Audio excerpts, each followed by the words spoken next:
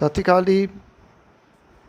Punjabi radio USA ਦੇ ਸਾਰੇ ਸਰੋਤਿਆਂ ਨੂੰ ਸਭ ਤੋਂ ਪਹਿਲਾਂ ਮੇਰੇ ਵੱਲੋਂ ਸਤਿ ਸ਼੍ਰੀ ਅਕਾਲ ਔਰ ਨਿਗਾਹ ਮਾਰਦੇ ਹਾਂ ਅੱਜ ਦੀਆਂ ਕੁਝ ਖਾਸ ਅਹਿਮ ਗਤੀਵਿਧੀਆਂ ਦੇ ਉੱਤੇ।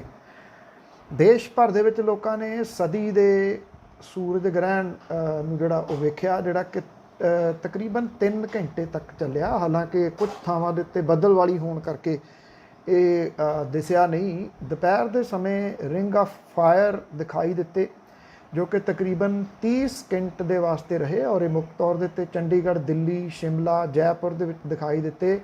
ਇਸ ਦਹਾਕੇ ਦਾ ਇਹ ਆਖਰੀ ਸੂਰਜ ਗ੍ਰਹਿਣ ਸੀ ਔਰ 11 ਸਾਲ ਬਾਅਦ 2031 ਦੇ ਵਿੱਚ ਅਗਲਾ ਸੂਰਜ ਗ੍ਰਹਿਣ ਜਿਹੜਾ ਉਹ ਹੋਊਗਾ। ਇਹ ਸਵੇਰੇ 9 ਵਜੇ ਦੇ ਕਰੀਬ ਸ਼ੁਰੂ ਹੋਇਆ ਜਦੋਂ ਸੂਰਜ, ਚੰਨ ਤੇ ਧਰਤੀ ਇੱਕ ਰੋ ਦੇ ਵਿੱਚ ਆ ਗਏ ਔਰ ਲੋਕਾਂ ਨੇ ਸਦੀ ਦੇ ਪਹਿਲੇ ਸੂਰਜ ਗ੍ਰਹਿਣ ਨੂੰ ਵੇਖਿਆ।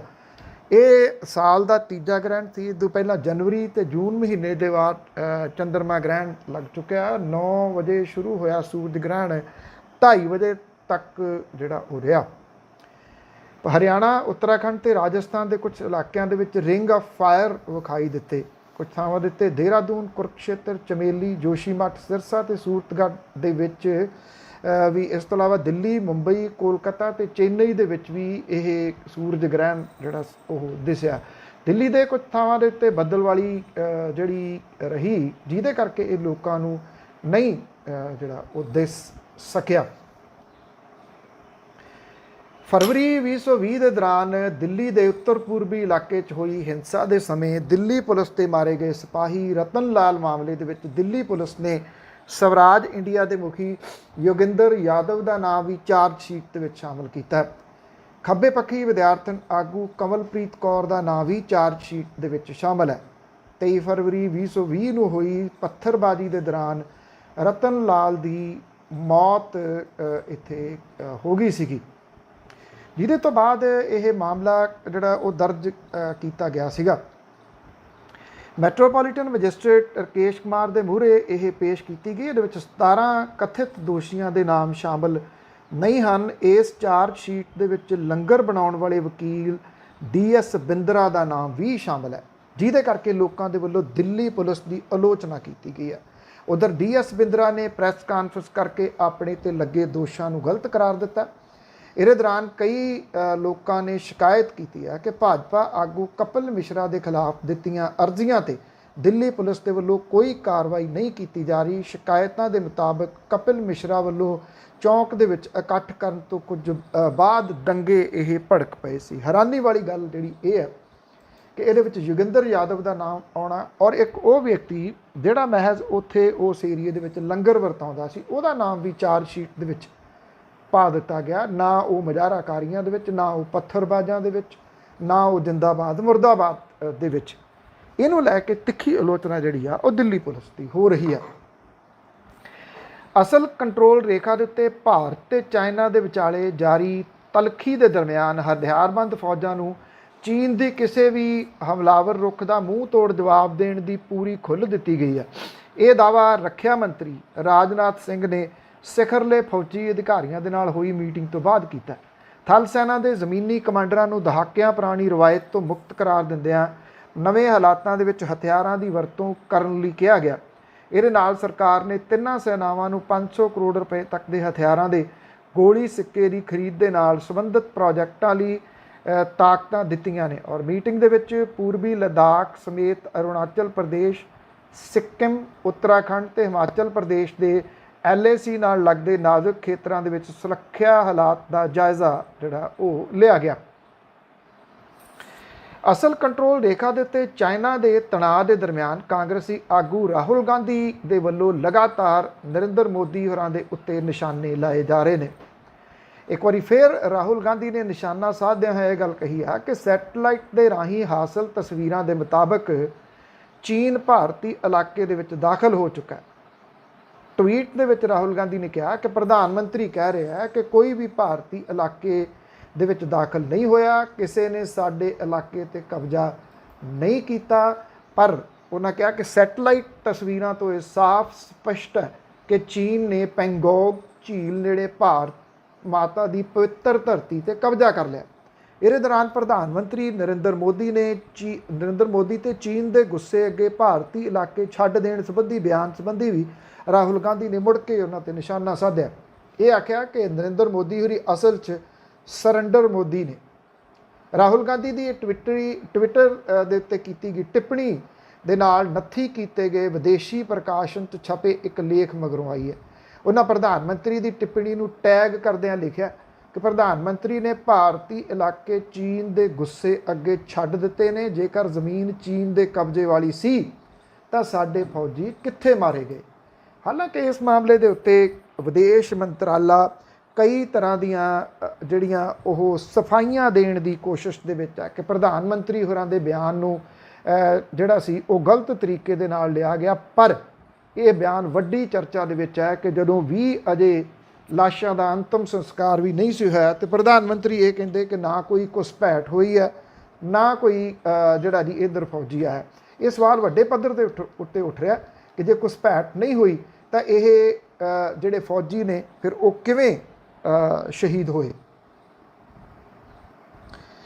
ਜੇ ਕਰੋਨਾ ਵਾਇਰਸ ਦੀ ਗੱਲ ਜਿਹੜੀ ਕਰ ਲਈਏ ਤਾਂ ਪਿਛਲੇ 24 ਘੰਟਿਆਂ ਦੇ ਦੌਰਾਨ ਕਰੋਨਾ ਵਾਇਰਸ ਦੇ ਰਿਕਾਰਡ 15,413 ਨਵੇਂ ਮਾਮਲੇ ਸਾਹਮਣੇ ਆਉਣ ਦੇ ਨਾਲ ਕਰੋਨਾ ਵਾਇਰਸ ਦੇ ਜਿਹੜੇ ਪੀੜਤ ਨੇ ਉਹਨਾਂ ਦੀ ਗਿਣਤੀ ਹੁਣ ਛਾਲਾਂ ਮਾਰਦਿਆਂ ਜਿਹੜਾ ਉਹ ਅੱਗੇ ਵਧ ਰਹੀ ਹੈ।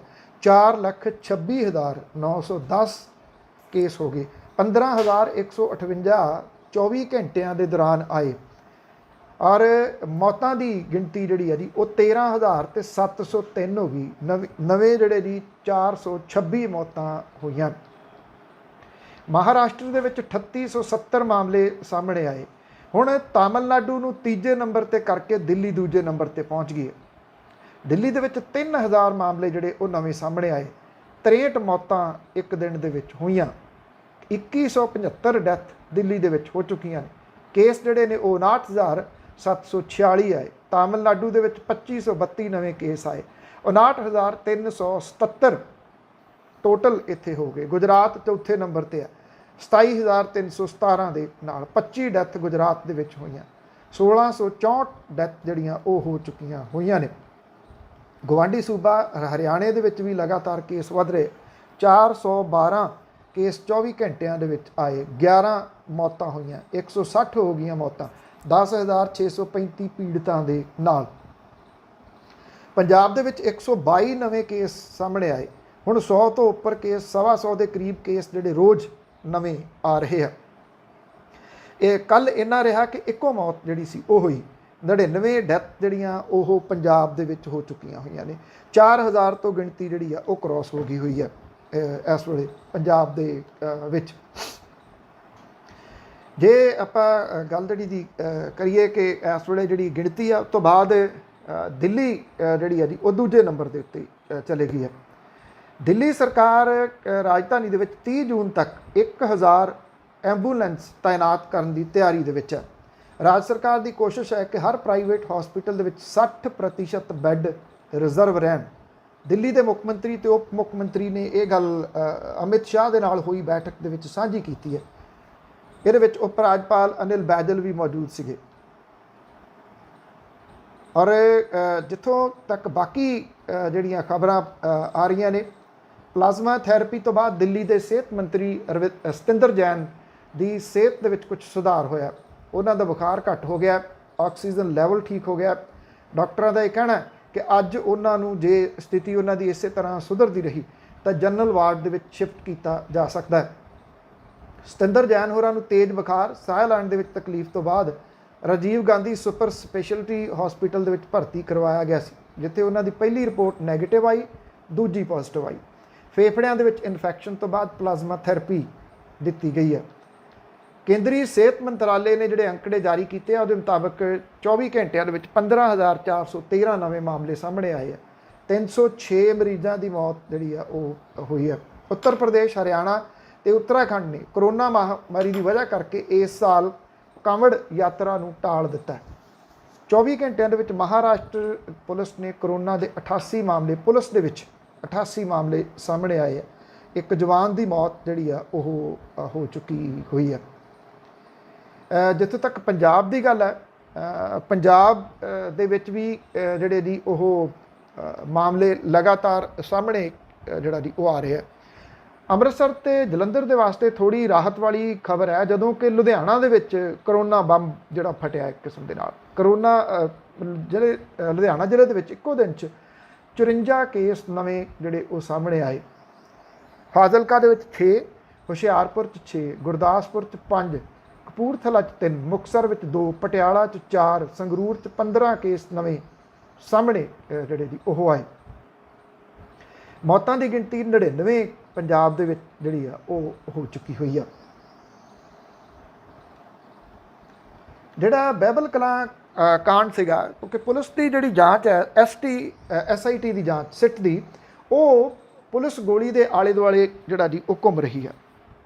ਇੱਕ ਹੋਰ ਗ੍ਰਿਫਤਾਰੀ ਜਿਹੜੀ ਉਹ ਕੀਤੀ ਗਈ ਸੀ, ਤੁਹਾਨੂੰ ਦੱਸਿਆ ਸੀ ਕੱਲ, ਜਿਹੜਾ ਜੀ ਬਾਂਸਲ ਜਿਹੜਾ ਪੰਕਜ ਬਾਂਸਲ ਹੈ, ਉਹਨੇ ਤੇ ਸੁਹੇਲ ਬਰਾੜ ਦੋਨਾਂ ਨੂੰ ਅਦਾਲਤ ਦੇ ਵਿੱਚ ਪੇਸ਼ ਕੀਤਾ ਗਿਆ, ਕਿਉਂਕਿ ਸੁਹੇਲ ਬਰਾੜ ਦਾ ਪਹਿਲਾ ਰਿਮਾਂਡ ਜਿਹੜਾ ਉਹ ਖਤਮ ਹੋ ਗਿਆ ਸੀ। ਪੰਕਜ ਮੋਟਰਸ ਦੇ ਮੈਨੇਜਿੰਗ ਡਾਇਰੈਕਟਰ ਪੰਕਜ ਬਾਂਸਲ ਨੂੰ ਜਿਹੜਾ ਸੀ ਉਹ ਪੇਸ਼ ਕੀਤਾ। ਅਦਾਲਤ ਨੇ ਦੋਨਾਂ ਮੁਲਜ਼ਮਾਂ ਨੂੰ 24 ਜੂਨ ਤੱਕ ਪੁਲਿਸ ਰਿਮਾਂਡ ਦੇ ਉੱਤੇ ਭੇਜ ਦਿੱਤਾ। SIT ਨੇ ਬਹਿਬਲ ਗੋਲੀ ਕਾਂਡ ਸੰਬੰਧੀ ਕੇਸ ਨੰਬਰ 130 ਦੇ ਜੁਰਮਾਂ 'ਚ ਵਾਧਾ ਕਰਦਿਆਂ ਹੋਇਆਂ ਮੁਲਜ਼ਮਾਂ ਦੇ ਖਿਲਾਫ ਧਾਰਾ 109 ਜੁਰਮ ਲਈ ਸ਼ਹਿ ਦੇਣਾ ਇਹਦਾ ਵਾਧਾ ਕੀਤਾ। ਸਿੱਟ ਵੱਲੋਂ ਅਦਾਲਤ ਦੇ ਵਿੱਚ ਪੇਸ਼ ਡਿਸਟ੍ਰਿਕਟ ਅਟਾਰਨੀ ਜਿਹੜੇ ਸੀਗੇ, ਉਹਨਾਂ ਨੇ ਅਦਾਲਤ ਨੂੰ ਜਿਹੜਾ ਜੀ ਦੱਸਿਆ ਕਿ ਸੁਹੇਲ ਬਰਾੜ ਤੋਂ ਹੋਈ ਪੁੱਛਗਿੱਛ ਦੇ ਦੌਰਾਨ ਕਈ ਨਵੇਂ ਤੱਥ ਸਾਹਮਣੇ ਆਏ, ਜਿਨ੍ਹਾਂ ਦੇ ਆਧਾਰ ਦੇ ਉੱਤੇ ਪੰਕਜ ਬਾਂਸਲ ਨੂੰ ਗ੍ਰਿਫਤਾਰ ਕੀਤਾ ਗਿਆ।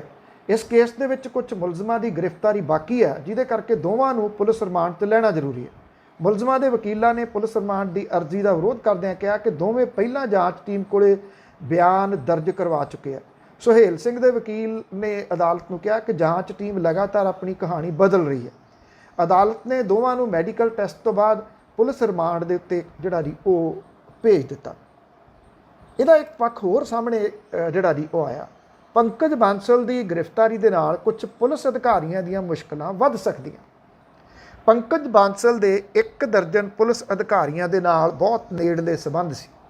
ਪੰਕਜ ਬਾਂਸਲ ਦੇ ਕੋਲੇ ਇੱਕ ਵਿਦੇਸ਼ੀ ਰਿਵਾਲਵਰ ਹੈ, ਜਿਹੜਾ ਕਿ ਉਹਨੂੰ ਪੁਲਿਸ ਅਧਿਕਾਰੀ ਨੇ ਮਹਿੰਗੇ ਮੁੱਲ ਦੇ ਉੱਤੇ ਲੈ ਕੇ ਦਿੱਤਾ ਸੀ। ਬਾਅਦ 'ਚ ਇਹ ਪਤਾ ਲੱਗਿਆ ਕਿ ਇਹ ਰਿਵਾਲਵਰ ਕਿਸੇ ਅਸਲੇਖਾਨੇ ਤੋਂ ਚੋਰੀ ਹੋਇਆ ਸੀ। ਕੁਝ ਪੁਲਿਸ ਅਧਿਕਾਰੀਆਂ ਦੇ ਵੱਲੋਂ ਪੰਕਜ ਬਾਂਸਲ ਤੋਂ ਕਥਿਤ ਤੌਰ ਤੇ ਲਈਆਂ ਮਹਿੰਗੀਆਂ ਕਾਰਾਂ ਵੀ ਜਾਂਚ ਦਾ ਵਿਸ਼ਾ ਬਣੀਆਂ ਹੋਈਆਂ। ਐਸੀ ਕੜੀ ਇਹ ਜਿਹੜੀ ਜੀ ਉਲਝੀ ਹੋਈ ਆ ਕਿ ਜਿਹਨੂੰ ਹੱਥ ਪਾਉਂਦੇ ਅੱਗੇ ਕੁਛ ਨਾ ਕੁਛ ਉਹਦੇ ਵਿੱਚੋਂ ਹੋਰ ਹੀ ਜਿਹੜਾ ਉਹ ਨਿਕਲ ਆਉਂਦਾ। ਇਹ ਜਾਂਚ ਜਿਹੜੀ ਹੈ ਜੀ ਇਹ ਜਾਰੀ ਹੈ, ਔਰ ਜਿਹੜੀ ਸਿੱਟ ਦੀ ਜਾਂਚ ਹੈ ਉਹ ਮਹਿਜ਼ ਜਿਹੜੀ ਪੁਲਿਸ ਦੇ ਵੱਲੋਂ ਗੋਲੀ ਚੱਲੀ ਸੀ ਉਹਦੇ ਉੱਤੇ ਆਧਾਰਿਤ ਹੈ। ਇਹਦੇ ਵਿੱਚ ਗੁਰੂ ਗ੍ਰੰਥ ਸਾਹਿਬ ਦੀ ਬੇਅਦਬੀ ਵਾਲੀਆਂ ਜਿਹੜੀਆਂ ਘਟਨਾਵਾਂ ਸੀ ਉਹ ਸਾਈਡ ਦੇ ਉੱਤੇ ਹੋ ਗਈਆਂ। ਅੰਮ੍ਰਿਤਸਰ ਦੇ ਵਿੱਚ ਬਿਹਾਰ ਤੋਂ ਆਈ ਪੁਲਿਸ ਜਿਹੜੀ ਆ ਉਹਦੇ ਕੁਝ ਜਿਹੜੇ ਸਿਪਾਹੀ ਨੇ, ਉਹਨਾਂ ਦੀ ਹਾਲਤ ਬੜੀ ਅਜੀਬੋ-ਗਰੀਬ ਜਿਹੜੀ ਬਣੀ ਹੋਈ ਆ। ਉਹ ਇਸ ਕਰਕੇ ਬਣੀ ਆ ਕਿ ਉਹ ਕਾਂਗਰਸੀ ਵਿਧਾਇਕ ਤੇ ਸਾਬਕਾ ਕੈਬਨਿਟ ਮੰਤਰੀ ਨਵਜੋਤ ਸਿੰਘ ਸਿੱਧੂ ਹੋਰਾਂ ਨੂੰ ਕਈ ਦਿਨਾਂ ਤੋਂ ਲੱਭ ਰਹੇ ਆ। ਉਹਨਾਂ ਨੇ ਨੋਟਿਸ ਦੇਣਾ ਨਵਜੋਤ ਸਿੰਘ ਸਿੱਧੂ ਹੋਰਾਂ। ਬਿਹਾਰ ਦੇ ਬਰਸੋਈ ਥਾਣੇ ਦੀ ਪੁਲਿਸ ਮੁਲਾਜ਼ਮ 16 ਅਪ੍ਰੈਲ 2019 ਦਰਜ ਇੱਕ ਕੇਸ ਸੰਬੰਧੀ ਨੋਟਿਸ ਨਵਜੋਤ ਸਿੰਘ ਸਿੱਧੂ ਨੂੰ ਦੇਣ ਦੇ ਵਾਸਤੇ ਆਏ ਸੀ। ਉਹ ਪਿਛਲੇ 4 ਦਿਨਾਂ ਤੋਂ ਨਵਜੋਤ ਸਿੰਘ ਸਿੱਧੂ ਦੇ ਘਰ ਲਗਾਤਾਰ ਚੱਕਰ ਮਾਰ ਰਹੇ ਆ। ਹੁਣ ਤੱਕ ਉਹਨਾਂ ਦੀ ਕਾਂਗਰਸੀ ਵਿਧਾਇਕ ਦੇ ਨਾਲ ਮੁਲਾਕਾਤ ਨਹੀਂ ਹੋ ਸਕੀ, ਨਾ ਹੀ ਵਿਧਾਇਕ ਦੇ ਦਫ਼ਤਰੀ ਅਮਲੇ ਵੱਲੋਂ ਨੋਟਿਸ ਪ੍ਰਾਪਤ ਕੀਤਾ ਗਿਆ। ਬਰਸੋਈ ਥਾਣੇ ਦੇ ਸਬ ਇੰਸਪੈਕਟਰ ਜਨਾਰਦਨ ਨੇ ਇਹ ਗੱਲ ਕਹੀ ਆ, 4 ਦਿਨ ਹੋ ਗਏ ਆ ਨਵਜੋਤ ਸਿੰਘ ਸਿੱਧੂ ਹੋਰਾਂ ਦੇ ਨਾਲ ਮੁਲਾਕਾਤ ਨਹੀਂ ਹੋ ਰਹੀ। ਅਮਲੇ ਦਾ ਕਹਿਣਾ ਹੈ ਕਿ ਨਵਜੋਤ ਸਿੰਘ ਸਿੱਧੂ ਇੱਥੇ ਨਹੀਂ, ਉਹਨਾਂ ਦੇ ਵਾਪਸ ਆਉਣ ਮਗਰੋਂ ਨੋਟਿਸ ਲਿਆ ਜਾ ਸਕਦਾ ਹੈ। ਸ਼ਨੀਚਰਵਾਰ ਤੇ ਐਤਵਾਰ 2 ਦਿਨ ਤਾਲਾਬੰਦੀ ਕਰਕੇ ਵਿਧਾਇਕ ਦਾ ਦਫ਼ਤਰੀ ਅਮਲਾ ਵੀ ਨਹੀਂ ਆਇਆ, ਔਰ ਉਹਨਾਂ ਨੇ ਦੱਸਿਆ ਕਿ ਬਿਹਾਰ ਪੁਲਿਸ ਵਿਭਾਗ ਦੇ ਨਵੇਂ ਆਦੇਸ਼ਾਂ ਤੱਕ ਉਹ ਕਾਂਗਰਸ ਵਿਧਾਇਕ ਦੀ ਉਡੀਕ ਕਰਨਗੇ। ਲੋਕ ਸਭਾ ਚੋਣਾਂ ਦੇ ਦੌਰਾਨ ਥਾਣਾ ਬਰਸੋਈ ਦੇ ਹੇਠ ਆਉਂਦੇ ਇਲਾਕੇ 'ਚ ਕਾਂਗਰਸੀ ਉਮੀਦਵਾਰ ਦੀ ਇੱਕ ਰੈਲੀ ਦੇ ਦੌਰਾਨ ਨਵਜੋਤ ਸਿੰਘ ਸਿੱਧੂ ਨੇ ਚੋਣ ਪ੍ਰਚਾਰ ਕੀਤਾ ਸੀ, ਜਿਹਦੇ ਤੇ ਵਿਰੋਧੀ ਧਿਰ ਨੇ ਇਤਰਾਜ਼ ਪ੍ਰਗਟਾਉਂਦਿਆਂ ਚੋਣ ਕਮਿਸ਼ਨ ਤੇ ਪੁਲਿਸ ਨੂੰ ਸ਼ਿਕਾਇਤ ਕੀਤੀ ਸੀ। ਇਸੇ ਕੇਸ ਸੰਬੰਧੀ ਬਿਹਾਰ ਪੁਲਿਸ ਦੇ ਮੁਲਾਜ਼ਮ ਨਵਜੋਤ ਸਿੰਘ ਸਿੱਧੂ ਨੂੰ ਨੋਟਿਸ ਦੇਣ ਲਈ ਆਏ ਤੇ ਇਹ ਨੋਟਿਸ ਤਹਿਤ ਉਹਨਾਂ ਦੀ ਇੱਥੇ ਜ਼ਮਾਨਤ ਵੀ ਹੋ ਜੂਗੀ। ਪਰ ਇਹ ਕਿਹਾ ਜਾ ਰਿਹਾ ਕਿ ਨਵਜੋਤ ਸਿੰਘ ਸਿੱਧੂ ਇੱਥੇ ਹੈ ਹੀ ਨਹੀਂ, ਜਿਹਦੇ ਕਰਕੇ ਜਿਹੜਾ ਜੀ ਇਹਨਾਂ ਦੀਆਂ ਮੁਸ਼ਕਲਾਂ ਵੀ ਜ਼ਿਆਦਾ ਵਧੀਆਂ ਹੋਈਆਂ ਨੇ। ਮੁਸ਼ਕਲਾਂ ਤਾਂ ਰਾਤ ਨਵੀਂ ਦਿੱਲੀ ਏਅਰਪੋਰਟ ਦੇ ਉੱਤੇ ਕੈਨੇਡਾ ਜਾਣ ਵਾਲੇ ਲੋਕਾਂ ਦੀਆਂ ਵੀ ਵੱਧ ਗਈਆਂ। ਇਹਦੇ ਵਿੱਚ ਕੋਈ 100 ਤੋਂ ਉੱਪਰ 150 ਤੋਂ ਘੱਟ ਜਿਹੜੇ ਲੋਕ ਸੀਗੇ, ਉਹਨਾਂ ਕੋਲੇ ਕਨਫਰਮ ਟਿਕਟਾਂ ਸੀਗੀਆਂ ਜਿਹੜੀਆਂ ਫਲਾਈਟ ਚੱਲ ਰਹੀਆਂ ਨੇ ਉਹਦੀਆਂ, ਔਰ ਇਹਨਾਂ ਕਨਫਰਮ ਟਿਕਟਾਂ ਦੇ ਬਾਵਜੂਦ ਇਹਨਾਂ ਨੂੰ 에ਅਰਲਾਈਨ ਦੇ ਉੱਤੇ ਨਹੀਂ ਚੜ੍ਹਨ ਦਿੱਤਾ ਗਿਆ। ਇਹ ਆਖਿਆ ਗਿਆ ਕਿ ਇਹਨਾਂ ਦੇ ਕੋਲੇ ਜਿਹੜੀ ਕੈਨੇਡੀਅਨ ਐਮਬੈਸੀ ਆ ਉਹਨਾਂ ਤੋਂ ਪਰਮਿਸ਼ਨ ਨਹੀਂ ਆ। ਸਵਾਲ ਵੱਡਾ ਇਹ ਆ ਕਿ 에ਅਰਲਾਈਨ ਨੇ ਆਨਲਾਈਨ ਇਹਨਾਂ ਦੀਆਂ ਟਿਕਟਾਂ ਕਿਵੇਂ ਬੁੱਕ ਕਰ ਲਈਆਂ, ਜਦੋਂ ਕਿ ਜਿਹੜੇ ਇਹਨਾਂ ਦਾ ਕਹਿਣਾ ਕਿ ਉਹ ਕੈਨੇਡੀਅਨ ਕੌਂਸਲੇਟ ਦੇ ਕੋਲੇ ਰਜਿਸਟਰਡ ਨੇ, ਔਰ ਉਹਨਾਂ ਤੋਂ ਹੀ ਆਈ ਈਮੇਲ ਤੋਂ ਬਾਅਦ ਇਹਨਾਂ ਨੇ ਇਹ ਟਿਕਟਾਂ ਜਿਹੜੀਆਂ ਉਹ ਬੁੱਕ ਕੀਤੀਆਂ। ਇਹਨਾਂ ਸਾਰੀਆਂ ਟਿਕਟਾਂ ਦੀ ਕਾਪੀ ਜਿਹੜੀ ਹੈ ਜੀ ਉਹ ਮੇਰੇ ਕੋਲੇ ਮੌਜੂਦ ਹੈ। ਜੇ ਜਿਹੜੀ ਜ਼ਰੂਰਤ ਪਵੇ ਰਸੀਦਾਂ ਵੀ ਇਹਦੀਆਂ ਜਿਹੜੀਆਂ ਉਹ ਮੌਜੂਦ ਨੇ। ਇਹਦੇ ਉੱਤੇ ਹੁਣ ਕੋਈ ਜਵਾਬ ਦੇਣ ਦੇ ਵਾਸਤੇ ਤਿਆਰ ਨਹੀਂ, ਕਿਉਂਕਿ ਇਹ ਜਿਹੜੀਆਂ ਟਿਕਟਾਂ ਨੇ ਇਹ ਨਾਨ ਰਿਫੰਡੇਬਲ ਨੇ, ਇਹਨਾਂ ਦਾ ਰਿਫੰਡ ਨਹੀਂ ਮਿਲਦਾ। ਕੁਝ ਵੀ ਅਜੇ 에ਅਰਲਾਈਨ ਨੇ ਨਹੀਂ ਕਿਹਾ ਕਿ ਇਹਨਾਂ ਦਾ ਅੱਗੋਂ ਰਿਫੰਡ ਮਿਲੂਗਾ ਜਾਂ ਨਹੀਂ। ਵਾਪਸ ਇਹਨਾਂ ਨੂੰ ਜ਼ਰੂਰ ਜਿਹੜਾ ਜੀ ਉਹ ਭੇਜ ਦਿੱਤਾ।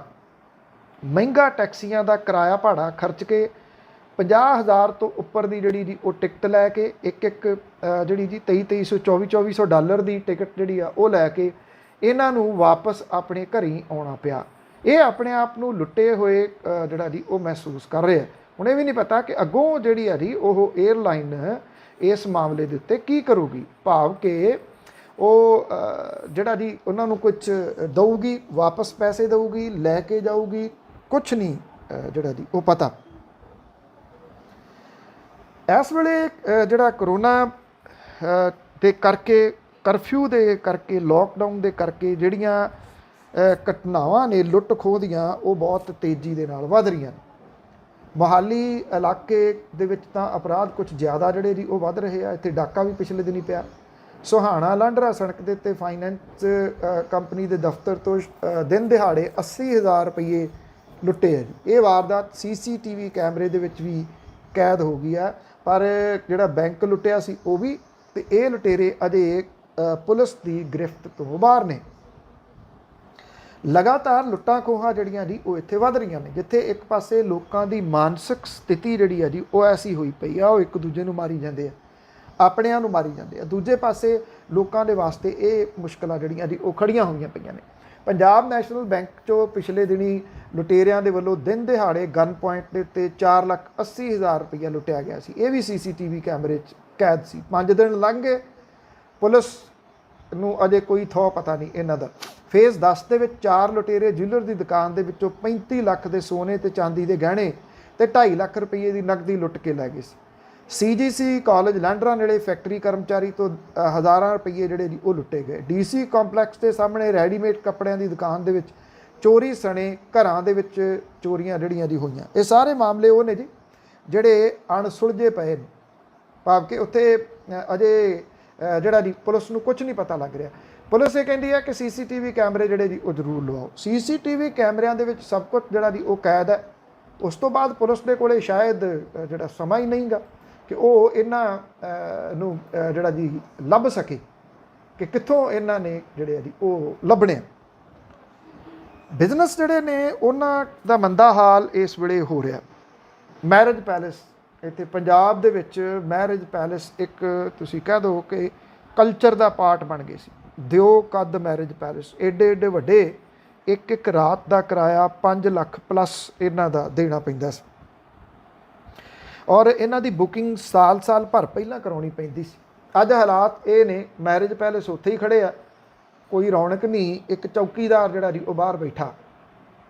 ਅੱਗੋਂ ਮੈਰਿਜ ਪੈਲੇਸ ਦੇ ਵਿੱਚ ਕੰਮ ਕਰਨ ਵਾਲੇ ਲੋਕ, ਕੇਟਰਿੰਗ ਦਾ ਕੰਮ ਕਰਨ ਵਾਲੇ ਲੋਕ, ਫੁੱਲਾਂ ਦਾ ਕੰਮ ਕਰਨ ਵਾਲੇ ਲੋਕ, ਡੈਕੋਰੇਸ਼ਨ ਦਾ ਕੰਮ ਕਰਨ ਵਾਲੇ ਲੋਕ, ਉਹਨਾਂ ਦੇ ਨਾਲ ਅੱਗੋਂ ਕਿੰਨੇ ਜੁੜੇ ਹੋਏ ਨੇ ਅੰਦਾਜ਼ਾ ਲਾਇਆ ਜਾ ਸਕਦਾ ਹੈ ਕਿ ਸਭ ਲੋਕ ਜਿਹੜੇ ਜੀ ਉਹ ਵਿਹਲੇ ਹੋ ਕੇ ਬਹਿ ਗਏ। ਜਿਹੜੇ ਇਹ ਕਾਰੋਬਾਰੀ ਨੇ ਜਿਹੜੇ ਮੈਰਿਜ ਪੈਲੇਸ ਚਲਾਉਂਦੇ ਨੇ, ਉਹ ਇਹ ਕਹਿੰਦੇ ਨੇ ਕਿ ਕੁਝ ਨਹੀਂ ਪਤਾ ਲੱਗ ਰਿਹਾ ਕਿ ਅੱਗੋਂ ਇਹ ਕੰਮ ਕਦੋਂ ਚੱਲੂਗਾ ਤੇ ਕਿਹੜੇ ਤਰੀਕੇ ਦਾ ਹੋਊਗਾ, ਕਿਉਂਕਿ ਬਾਕੀ ਕੰਮਕਾਰ ਖੋਲ੍ਹੇ ਆ ਸਰਕਾਰ ਨੇ, ਇਹ ਨਹੀਂ ਖੋਲ੍ਹਿਆ ਔਰ ਇਹਦੇ ਉੱਤੇ ਲਗਾਤਾਰ ਰੋਕ ਜਿਹੜੀ ਆ ਉਹ ਜਾਰੀ ਹੈ। ਔਰ ਉਹ ਇਹ ਕਹਿੰਦੇ ਆ ਕਿ ਜੇ ਇਹੀ ਹਾਲਾਤ ਰਿਹਾ ਤਾਂ ਉਹ ਤਾਂ ਉੱਜੜ ਪੁੱਜੜ ਜਾਣਗੇ, ਕਿਉਂਕਿ ਮੰਨ ਲਓ ਜੇ ਸਰਕਾਰ ਖੋਲ੍ਹ ਵੀ ਦਿੰਦੀ ਆ ਤੇ ਵੱਡਾ ਸਵਾਲ ਇਹ ਰਹੂਗਾ ਕਿ ਕਿੰਨੇ ਲੋਕ ਨੇ ਜਿਹੜੇ ਵਿਆਹ ਸ਼ਾਦੀਆਂ ਵਗੈਰਾ ਕਰਨ ਦੇ ਵਾਸਤੇ ਮੁੜ ਕੇ ਫਿਰ ਮੈਰਿਜ ਪੈਲੇਸਿਸ ਨੂੰ ਤਰਜੀਹ ਦੇਣਗੇ। ਇਹਨਾਂ ਦਿਨਾਂ ਦੇ ਵਿੱਚ ਤਾਂ ਜਿਹੜੇ ਸਾਦੇ ਵਿਆਹ ਉਹ ਹੋ ਰਹੇ ਆ, ਉਹੀ 3-4 ਜਾਣੇ ਜਿਹੜੇ ਜਾਂਦੇ ਆ ਮੰਦਿਰ ਗੁਰਦੁਆਰੇ ਜਿਹੜਾ ਵੀ ਧਾਰਮਿਕ ਸਥਾਨ ਨੂੰ ਮੰਨਦੇ ਨੇ, ਉੱਥੇ ਜਾ ਕੇ ਫੇਰੇ ਲੈ ਕੇ ਜਿਹੜਾ ਦੀ ਉਹ ਆ ਜਾਂਦੇ ਆ। ਮਹਿੰਗੇ ਵਿਆਹਾਂ ਤੋਂ ਜਿੱਥੇ ਲੋਕਾਂ ਦਾ ਖਹਿੜਾ ਛੁੱਟਿਆ ਇੱਕ ਕਿਸਮ ਦੇ ਨਾਲ, ਪਰ ਨਾਲ ਦੀ ਨਾਲ ਇਹ ਵੀ ਹੈ ਕਿ ਬਹੁਤ ਵੱਡੀਆਂ ਜਿਹੜੀਆਂ ਨੌਕਰੀਆਂ ਸੀਗੀਆਂ ਹਜ਼ਾਰਾਂ ਦੀ ਗਿਣਤੀ ਦੇ ਵਿੱਚ ਉਹ ਚਲੇ ਗਈਆਂ ਇਹਨਾਂ ਮੈਰਿਜ ਪੈਲੇਸਿਸ ਦੇ ਬੰਦ ਹੋਣ ਦੇ ਨਾਲ। ਹਾਲਾਂਕਿ ਇਹਨਾਂ ਦੇ ਵਿੱਚ ਬਹੁਤੇ ਜਿਹੜੇ ਸੀ ਉਹ ਪ੍ਰਵਾਸੀ ਮਜ਼ਦੂਰ ਵੇਟਰ ਵਗੈਰਾ ਦਾ ਕੰਮ ਕਰਦੇ ਹੁੰਦੇ ਸੀਗੇ, ਉਹ ਆਪੋ ਆਪਣੇ ਪਿੱਤਰੀ ਰਾਜਾਂ ਨੂੰ ਜਿਹੜਾ ਜੀ ਉਹ ਪਰਤ ਗਏ ਆ। ਇਹ ਵੀ ਇੱਕ ਵੱਡੀ ਜਿਹੜੀ ਜੀ ਉਹ ਰਿਐਲਿਟੀ ਹੈ। ਬਹੁਤੇ ਬਿਜ਼ਨਸ ਜਿਹੜੇ ਨੇ ਜੀ ਉਹਨਾਂ ਦੇ ਉੱਤੇ ਅਸਰ ਪਿਆ, ਜਿਵੇਂ ਓਵਰਆਲ ਸਾਰੀ ਦੁਨੀਆ ਦੇ ਵਿੱਚ ਹੀ ਜਿਹੜਾ ਜੀ ਉਹ ਪਿਆ। ਧੰਨਵਾਦ ਜੀ ਸਾਰਿਆਂ ਦਾ। ਮੇਰੀ ਤੁਹਾਡੀ ਮੁਲਾਕਾਤ ਕੱਲ੍ਹ ਨੂੰ ਦੁਬਾਰਾ ਫੇਰ ਹੋਊਗੀ, ਉਦੋਂ ਤੱਕ ਲਈ ਇਜਾਜ਼ਤ ਦਿਓ ਜੀ। ਸਤਿ ਸ਼੍ਰੀ ਅਕਾਲ।